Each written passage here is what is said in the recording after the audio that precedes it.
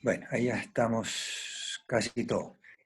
A ver, mira, para llevar un orden, o seguir en un orden, lo que empezamos a hablar antes del corte es los efectos de la ley, ¿sí? Los efectos de la ley. Entonces, estábamos en primer lugar diciendo efecto, como decían en romano, erga omnes, significa efectos para todo el mundo, ¿sí? Vimos ahí las excepciones y en eso nos detuvimos unos interesantes minutos viendo cuáles son las excepciones a ese principio de que la ley es para todo el mundo. Y ahí hablamos de los fueros, que son, bueno, como vemos con el tiempo, con las necesidades sociales van aumentando, porque hace 3 o 4 años no hubiéramos hablado de la JEP. Ahora sí tenemos que hablar de la JEP quizá como una norma de excepción. Bueno, pero siguiendo con esto de los efectos de la ley, analicemos, por ejemplo, qué entendemos de lo que dice el artículo 20 del Código Civil. Ahí lo tiene. A ver, ¿quién lo lee?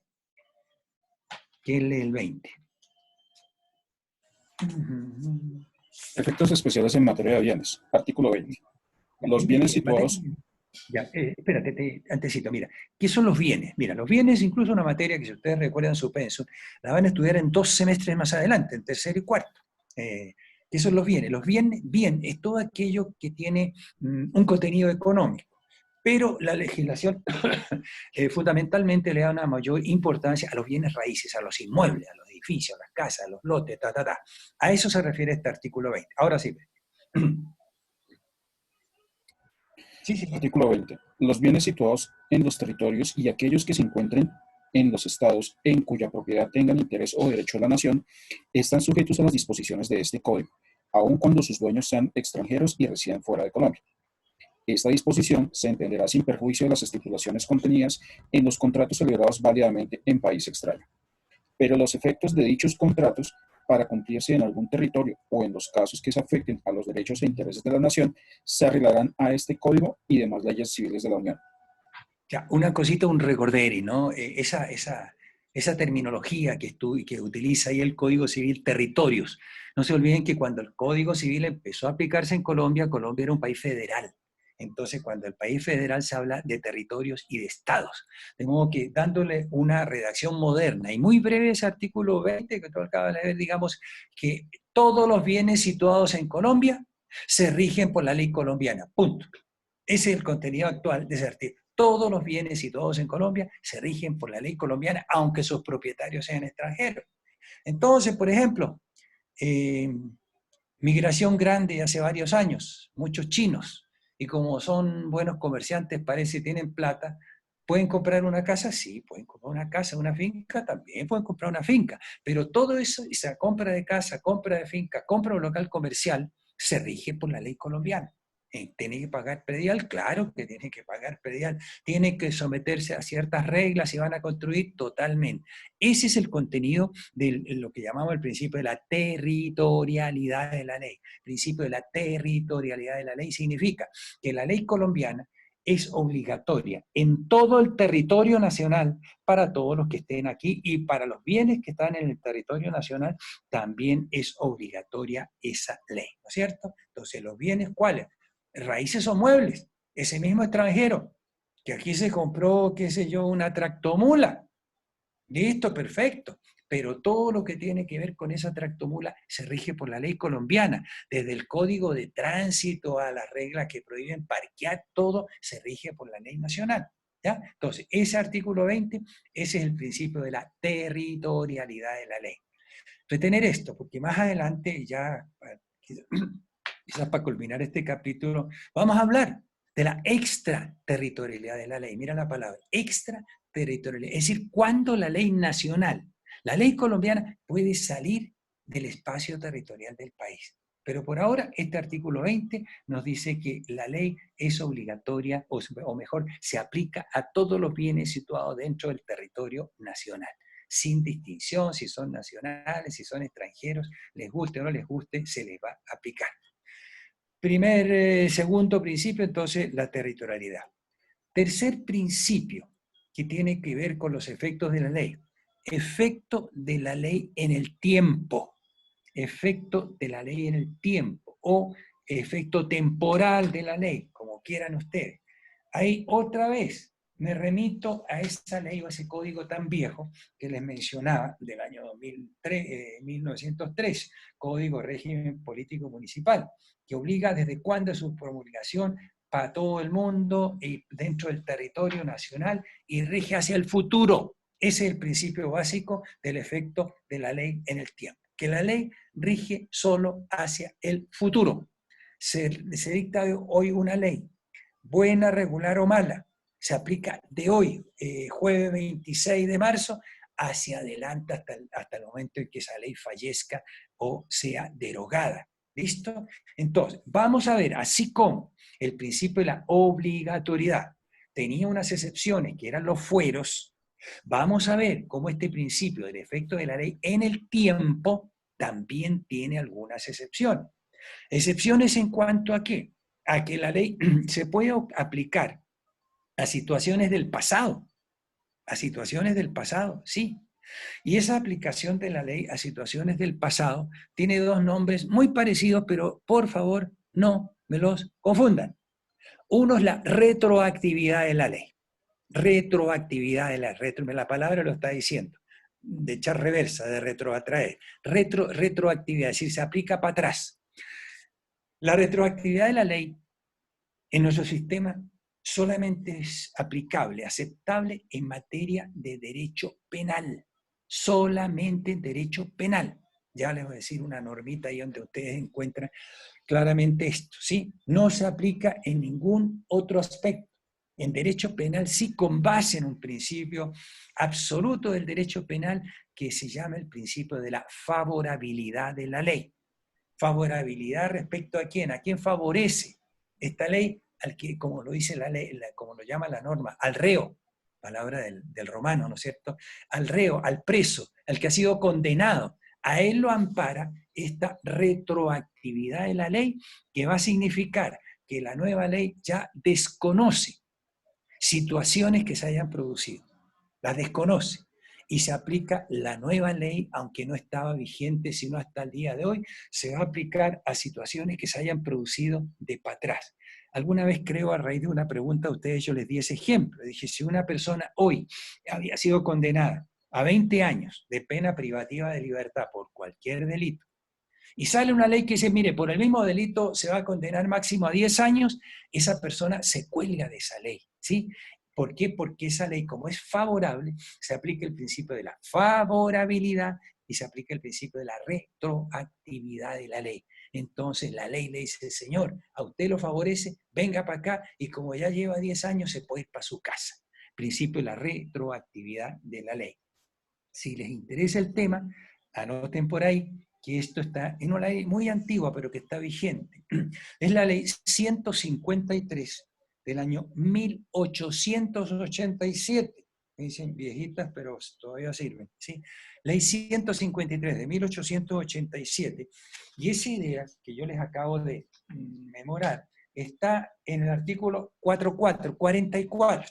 Hay varios aspectos en esa ley que hablan de la retroactividad en favor del preso, en favor del reo. Les resumo lo que dice ese artículo 4.4 de la ley 153. Dice, en materia penal, la ley favorable o permisiva prefiere en los juicios a la odiosa o restrictiva, aun cuando aquella sea posterior al tiempo en que se cometió el delito. Esta regla favorece a los reos condenados que estén sufriendo la pena. Miren eso, el artículo es bastante claro para decir, ¿se aplica a quién? A los que estén cumpliendo una pena.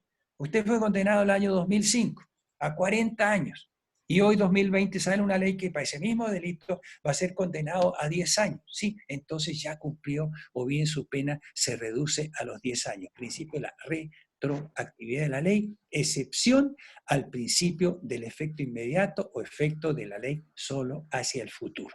El Regla caso de general, Alberto ¿perdón? el caso de Alberto Santofimio ahorita.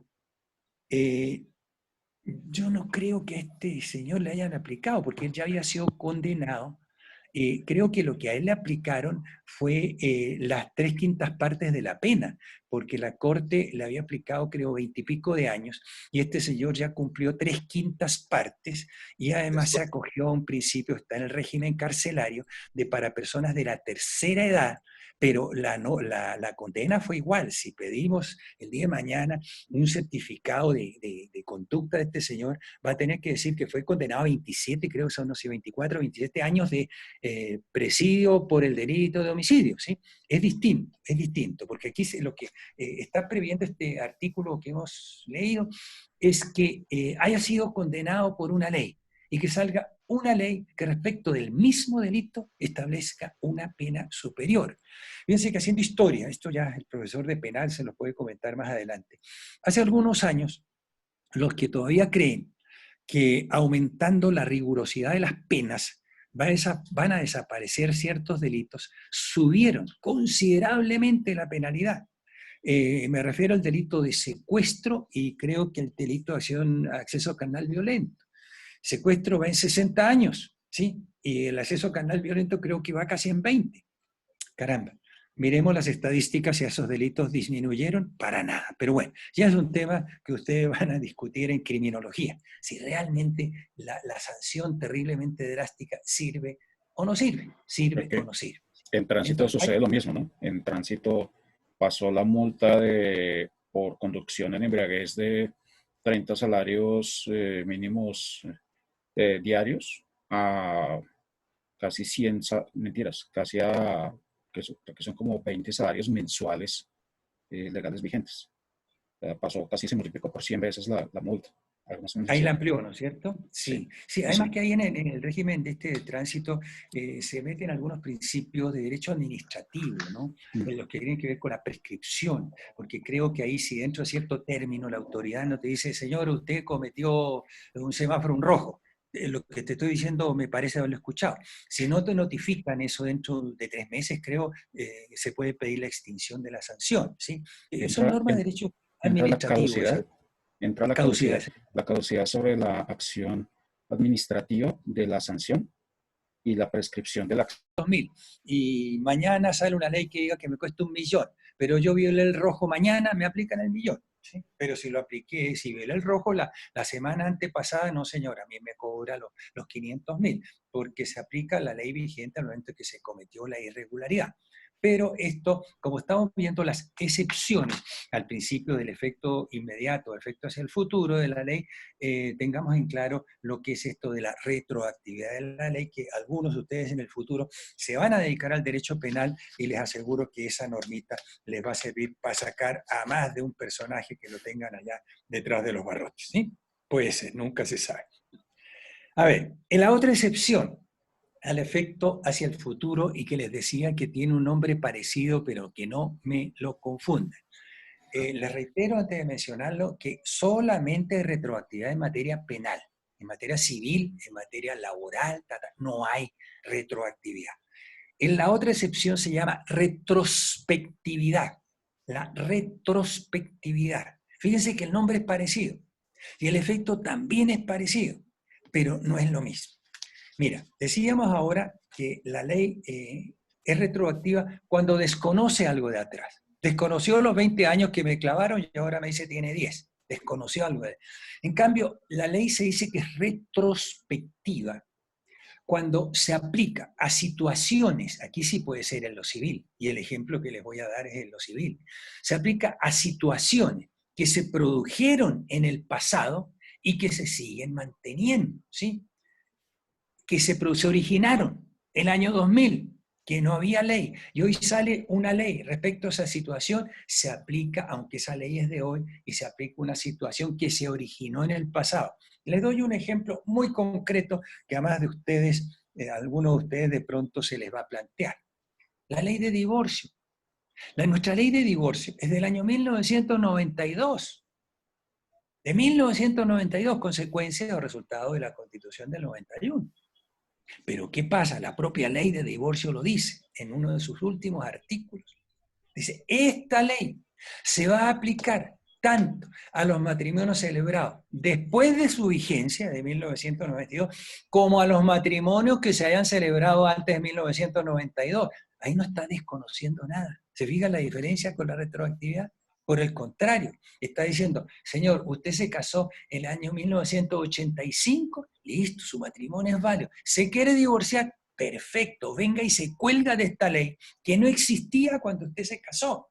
Pero como ahora esa ley está vigente, señor, venga, invoque la ley vigente actualmente del año 1992 de matrimonio y usted se puede divorciar. Vean la diferencia. Retroactividad con retrospectividad. Retroactividad desconoce una situación jurídica ya consolidada, el señor que fue condenado a 20 años. En cambio, la retrospectividad no, vamos a aplicar esa ley nueva, esa ley de hoy, a una situación que se originó hace 5, 10 o 15 o 20 años. También se ha aplicado el principio de la retrospectividad a la ley sobre la unión marital de hecho. Miren, la ley sobre la unión marital de hecho es del año 1990.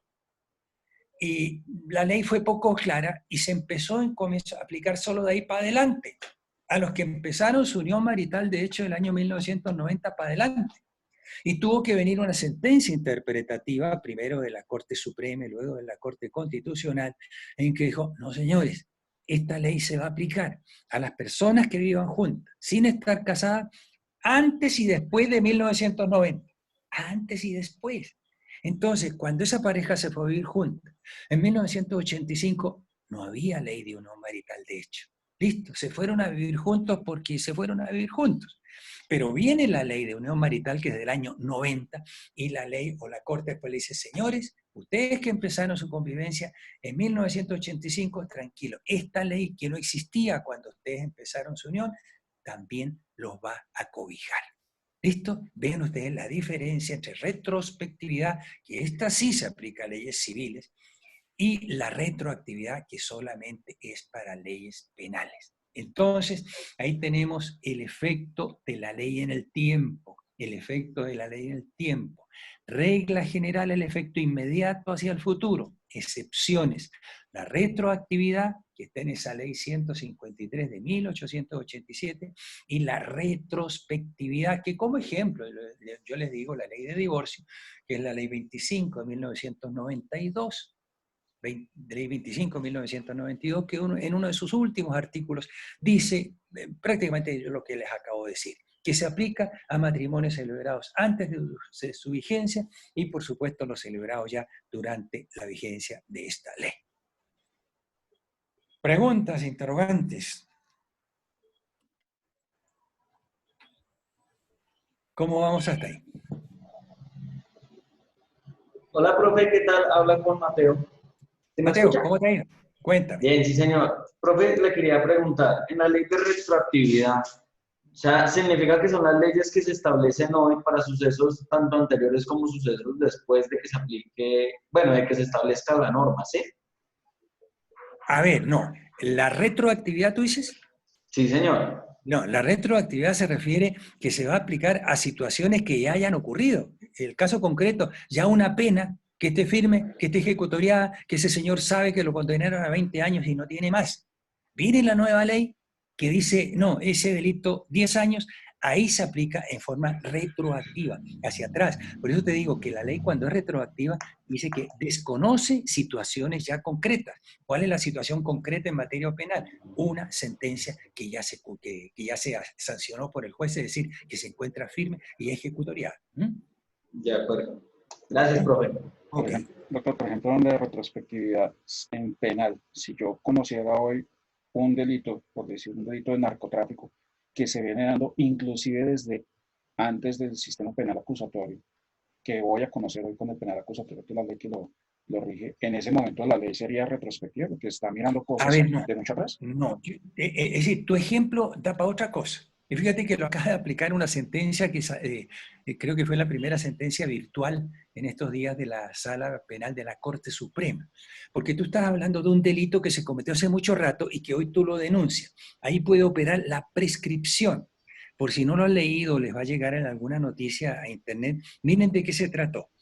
Una señora de nacionalidad ecuatoriana cometió un delito de narcotráfico en España y fue condenada en España en ausencia, la señora no estaba allá, a 7 años. 7 años. ¿Cuándo? El año 2001. Y ahora España estaba pidiendo la extradición. ¿Y qué dijo la Corte Suprema en su sala penal? Creo que esto fue el lunes o martes de esta semana. Dijo, no, no se concede la extradición. ¿Por qué? Porque la pena ya prescribió. ¿Por qué? Porque la condenaron a 7 años y ya han pasado más de 7 años de que se quedó en firme esa pena, porque la condenaron en el año 2001, o el 2011, perdón, el 2011, esa pena prescribió el año 2018 y se acabó la extradición. ¿Te fijas? Por eso el ejemplo que tú me planteas, Alberto, es distinto. ¿Sí? Si tú denuncias hoy un delito que se cometió hace muchos, más de, digamos el término máximo, 10 años, pongamos, ya no va a prosperar esa investigación penal. Pero si se trata de un delito de lesa humanidad, esos no prescriben nunca. Esos no prescriben nunca. Por ahí es que están, o van a estar envainados. Primero, estuvo envainado el señor Santofimio, porque declararon el homicidio de Luis Carlos Galán como un delito de lesa humanidad.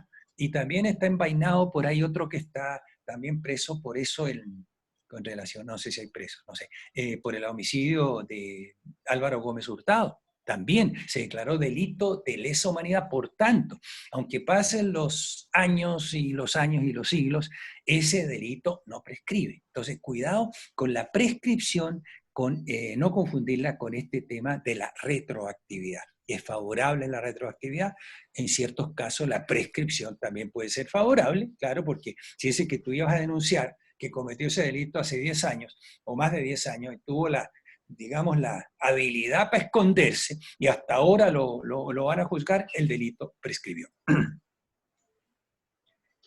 ¿Otras dudas? ¿No? Ya, yo quisiera por hoy cerrar acá, pero dejarles una tarea. Dejarles una tarea que tiene que ver con este último punto, con las excepciones al efecto territorial de la ley, al efecto territorial de la ley.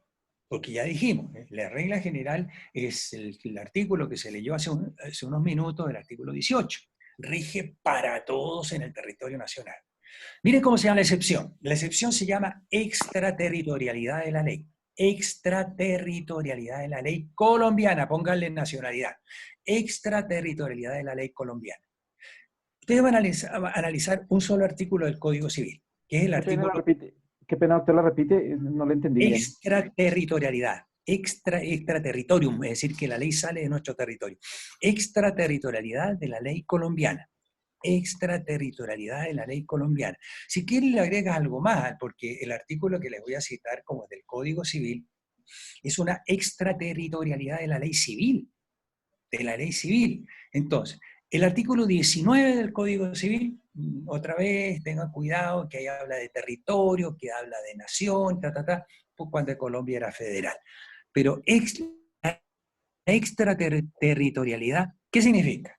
Cuando una ley colombiana, miren esto, va a salir de nuestras fronteras y se va a aplicar en el exterior. Va a salir de nuestra frontera y se va a aplicar en el exterior, ¿sí? Entonces, no me la confundan con la extradición, ¿no? No me confundan con la extradición al revés. Al revés, cuando cualquier nacional colombiano cometió el delito allá, y el de allá pega el grito y dice, mándenmelo para acá porque aquí se robó un celular. Este principio que ustedes van a encontrar en el artículo 19 del Código Civil es al revés. Es que la ley colombiana, digámoslo de alguna forma, va a perseguir al colombiano se encuentre donde se encuentre. ¿Sí? Artículo 19 del Código Civil, extraterritorialidad de la ley nacional. Si quieren, ya la próxima tocamos algunos aspectos de lo que es la extradición para que tengan aún mayor claridad y menos posibilidad de confundir estas dos figuras. Además que la extradición procede por delitos.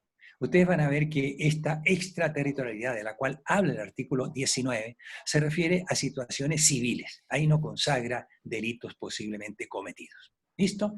Bueno, tengo aquí que parece que se incorporaron, déjame mirar, tiki tiki, sí, faltó uno. ¿Sí? Entonces, ojalá que, bueno, intercambien lo que hemos conversado. La próxima la podemos iniciar con preguntas que puedan surgir de lo que hoy hemos conversado. Les sugiero que lean esos artículos que hemos leído o mencionado ahora, porque de pronto a través de la lectura pueda surgir alguna otra duda adicional que sirva para todos. O además, antes de la próxima, ya jueves, bueno, no sé, como ahora ya los días son todos iguales, ya los domingos se parecen a un jueves o un miércoles, ustedes me dirán cuándo volvemos a trabajar, ¿sí? Entonces, Alberto, te agradezco tu colaboración tecnológica, porque yo para esto suelo ser un poquito lento, pero creo que las cosas resultaron bien, ¿sí? Gracias por todo. Listo, profe. Muchas gracias a usted. Supremamente bien, Doc. Un abrazo y gracias. Muchas A gracias. ustedes.